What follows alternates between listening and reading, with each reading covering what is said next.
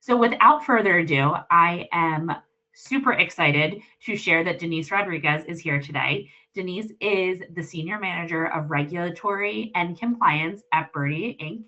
And with more than 16 years of pharmaceutical industry experience spanning pharmacy operations, regulatory compliance, and wholesale distribution, she is recognized as a leader in DSCSA and supply chain security and has a proven track record of building compliant, scalable systems and guiding organizations through complex regulatory challenges across this pharmaceutical industry. So excited for her to share her information here with you today. Take it away, Denise. Thanks, Erin. Thank you for that very nice introduction. I'm excited to be here today and have the opportunity to share some of these insights with you.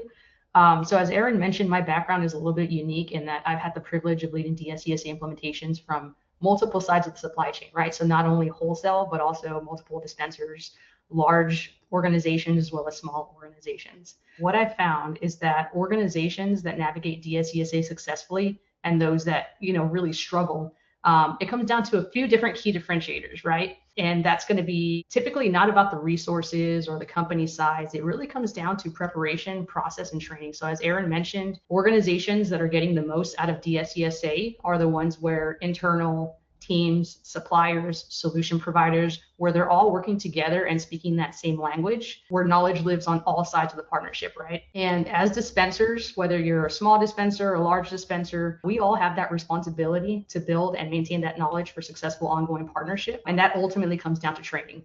So on this slide, I wanted to cover a few different things. I want to start off by saying that, operating the platform on a good day is not the same thing as understanding what it's doing, right? Implementing DSCSA, saying that you've implemented it, is not the same thing as internalizing it, right? You have to understand how it works, what's going on. There is a meaningful difference between a supplier who has a DSCSA solution and one who actually understands it, right? And it's not the same thing. When something breaks, those suppliers are a middleman, right? They can't diagnose, they can't fix, they can't give you a timeline. Your medications are going to be quarantined.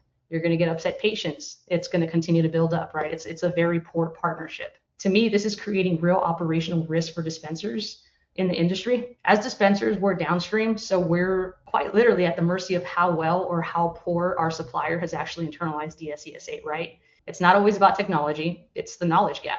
And if I'm a wholesaler and I'm not doing my due diligence for DSCSA, the dispensers are the ones that are going to absorb 100% of that gap every single day. So in closing, I just wanted to say that organizations that build that internal fluency, you're going to operate cleaner, faster, stronger, with less regulatory exposure, right? The last thing you want to do is catch yourself at risk and at regulatory risk when an auditor comes in.